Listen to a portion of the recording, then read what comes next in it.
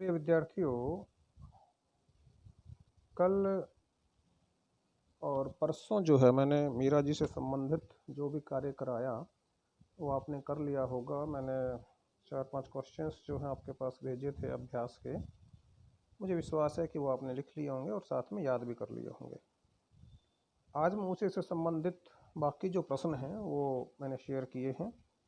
इनको आप लिखेंगे और साथ ही साथ याद करने का भी प्रयास करेंगे। मेरे पास बहुत कम प्रॉब्लम वाले विद्यार्थी आते हैं। आप में से बहुत कम मेरे से समस्या पूछते हैं। अब देखिए, जो चलेगा दिक्कत उसी को आएगी, रुकावट उसी को आएगी। तो आप यदि कार्य करेंगे, ईमानदारी से करेंगे, तो डेफिनेटली जो है आप को परेशानी आ सकती है। आप मेरे से वो पूछेंगे। केवल फोटोस्टेट ना करें। फोटोस्टेट की मशीन केवल कॉपी करती है, उसे ये मतलब नहीं होता कि इसमें लिखा हुआ क्या है। तो आप फोटोस्टेट मशीन ना बने, बल्कि आप उसको ध्यानपूर्वक पढ़ें और गलत लिखा है तो उसका जो है आप सही समाधान निकालें, उसके बारे में आप मेरे से बात करें, तभी अच्छा रहेगा बेटा। ये आज का जो मैटर है मैंने आपके पास जो भेजा है, ये कंप्लीट करने के बाद आपका ये टॉपिक पूरा हो जाएगा। व्याख्या मुझे विश्वास है कि आपको समझ में आ गई होगी। ये ध्यान रखें कि एक ही रजिस्टर जो है आप बनाएंगे, दूसरा रजिस्टर अलग अलग आप नहीं बनाएंगे। वो आपका क्लासमेट का यदि 80-90 रुपये का आप परचेज कर लेते हैं, ज़्यादा बेहतर रहेगा। वो आपका पूरे साल भर का काम उसमें आसानी से हो सकता है। इसके साथ ही ध्यान रखेंगे कि अलग अलग भी नहीं करेंगे कि ये काव्य भाग अलग और गद्य भाग अलग उस रजिस्टर में आधा करके ये करके, वो नहीं करना। अपने इंडेक्स लिखते हैं तो इंडेक्स में वो सारा सब कुछ आ जाता है, किसी प्रकार की कोई परेशानी नहीं है। आप उसी में लगातार लिखेंगे, पेजिंग उसके ऊपर कर लेंगे तो दिक्कत नहीं आएगी। प्रश्नों की यदि हम बात करें, पहला प्रश्न जो है आपने देखा होगा, मीरा कृष्ण की उपासना किस रूप में करती हैं, वह रूप कैसा है। ध्यान रखें कि जब हम कविता पढ़ लेते हैं तो इस प्रकार के प्रश्नों के उत्तर देना ज़्यादा कठिन कार्य नहीं है। ध्यान ये भी रहे आपको कि पाठ से क्वेश्चंस होते हैं, क्वेश्चंस से पाठ नहीं होता। यानी कि आप क्वेश्चंस सीधे याद करें तो आपको समझ में नहीं आएंगे, लेकिन आप पाठ या कविता जब पढ़ लेते हैं तो आपको किसी प्रकार की दिक्कत नहीं हो सकते। जैसा कि आप देख रहे हैं, मीरा कृष्ण को अपना सर्वस्व मानती हैं। सर्वस्व का मतलब होता है सब कुछ।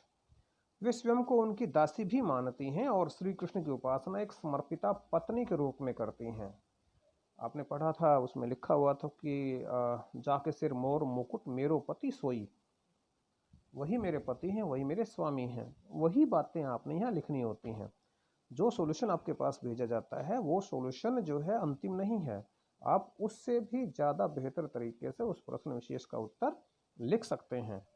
तो मीरा के प्रभु सिर पर मोर मुकुट धारण करने वाले, मन को मोहने वाले भगवान श्री कृष्ण जी हैं।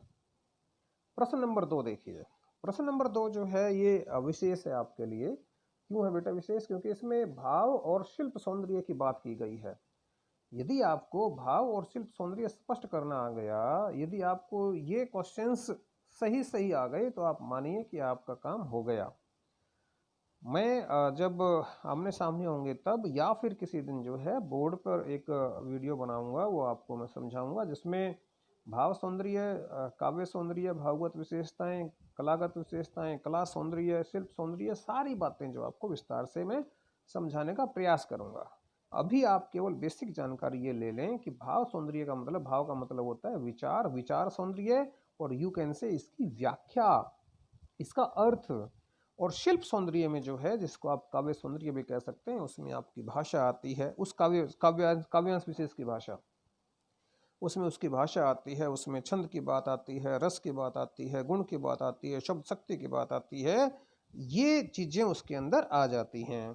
ठीक है। अभी यहाँ आप देखेंगे तो भाव सौंदर्य के सामने जो है कुछ पंक्तियां लिखी हुई हैं, यानी कि इन पंक्तियों का अर्थ हो गया। शिव सौंदर्य में जो है कहीं भाषा की बात हुई है, कहीं अलंकार की बात हुई है। इनको हम क्या करेंगे, शिल्प सौंदर्य को पॉइंट्स बना करके लिखेंगे बेटा। यानी कि पॉइंट 1 में हमने डाल दिया भाषा के बारे में, 2 में हमने अलंकार के बारे में, 3 में हमने छंद के बारे में, ऐसे पॉइंट्स बनाएंगे। परंतु जो भाव सौंदर्य है, भाव सौंदर्य में पॉइंट्स नहीं बनाएंगे। भाव सौंदर्य में हम केवल जो उस काव्यांश में कहा गया उस बात को ही हम स्पष्ट कर देंगे। अब यहाँ अंशुवन जल सींची सींची प्रेम बेली बोई, अब ते बेली फैली गई आनंद फल हुई। तो क्या जो मैंने आपको पढ़ाया उसकी व्याख्या कर दी, ये भाव सौंदर्य हो गया। काव्य सौंदर्य या शिल्प सौंदर्य जो मैंने आपको बताया था। अब सिंची सिंचे में पुनरुक्ति प्रकाश अलंकार मैंने बताया। प्रेम बोली मैंने रूपक आपको बताया। आनंद फल अंशुवन जल साथ में मैंने कहा था कि जब कई बार रूपक आ जाता है तो उसको सांग रूपक अलंकार कहते हैं। ये भी आपको बात समझ में हो गई।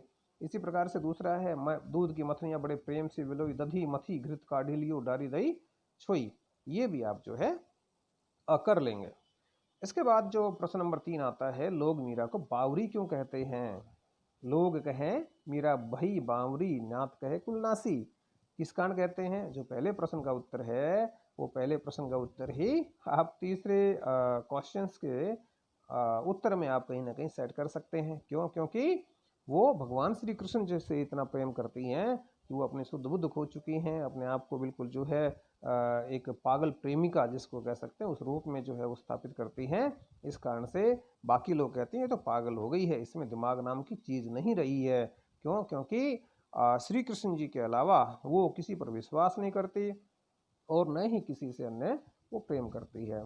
प्रश्न नंबर 4 देखिए आप, विष का प्याला राणा भेजा पीवत मीरा हंसी, इसमें क्या व्यंग्य छिपा है? मैंने आपको समझाया था राणा कौन था, उनका देवर था। वो चिढ़ता था, चिढ़ता किस लिए था कि भाई और किसी की मानती नहीं है, केवल भगवान श्री कृष्ण उसकी पूजा करती है, इसलिए उसने इसे मारने के लिए जहर का प्याला भेजा था। परंतु मीरा जी ने क्या किया? भगवान श्री कृष्ण जी का नाम लिया और उस प्याले को हंसते हंसते पी गई और मीरा जी का उससे कुछ भी नहीं बिगड़ा। इसलिए ये बात जो इसमें व्यंग्य जो है वो क्या हुआ कि उसने तो भेजा मारने के लिए लेकिन वो हंसते हंसते पी गई। तो इस प्रकार से ये 4 प्रश्न हो गए। अगले प्रश्नों की बात अगली रिकॉर्डिंग में करते हैं।